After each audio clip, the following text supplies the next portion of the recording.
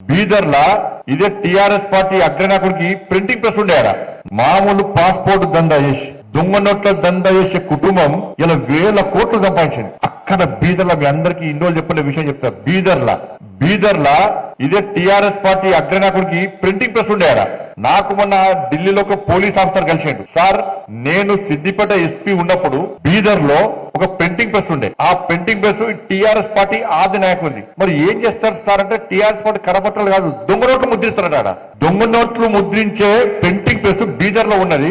నేను ఆ printing press seize చేద్దామని పోయాను. పోయేసరికి రాష్ట్రంలో నుండి ఒక ముఖ్య నాయకుడు నాకు ఫోన్ చేసి మీకు డ్యూటీ అక్కడ లేదు మీరు పోకండి అని చెప్పి నన్ను ఆదేశిస్తే నేను పోలేకపోయినా. అంటే దొంగ నోట్ల దంద కూడా చేసారు వీళ్ళు. ఎన్నికలప్పుడు ఉద్యమం అప్పుడు ఎన్నికలప్పుడు బీఆర్ఎస్ టిఆర్ఎస్ పంచింది అన్ని కూడా దొంగ నోట్లే. మరి ఆ నోట్లు అప్పుడు ఎట్లా వెళ్ళిన అప్పుడు దొంగ నోట్ల మనకు తెలియదు. కొత్త వాళ్ళకు పాత వాళ్ళ ఎక్స్పర్ట్స్ మనం అంత ఖర్చు పెట్టిన తీసుకున్నా కానీ పంచిన అన్ని దొంగ నోట్లే.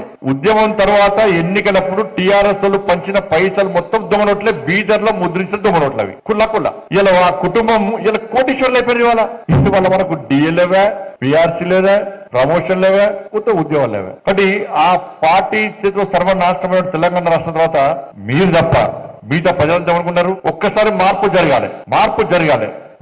జరిగితే ఇవాళ తెలంగాణ రాష్ట్రం కొంచెం బాగుపడతారు. ఈ కుటుంబ కబంధాస్తాల నుంచి తెలంగాణ రాష్ట్రాన్ని సాధించుకోవాలని చెప్పి మార్పు కోరుకున్న ప్రజలు భారతీయ జనతా పార్టీకి ఓటేయాలా తప్పిపోయి కాంగ్రెస్ పార్టీకి ఓటేసారు. ఇప్పుడు కాంగ్రెస్ పార్టీకి ఓటేస్తే పరిస్థితి ఏంది వల్ల పెయిన్ మీకలు పోయి పోయేవాడు అంటే అయిపోయింది. నా ఘర్కా నా ఘాట్కా అన్న పరిస్థితి అయిపోయింది. ఇవాళ పరిస్థితి ఏందో ఒక్కసారి వచ్చండి.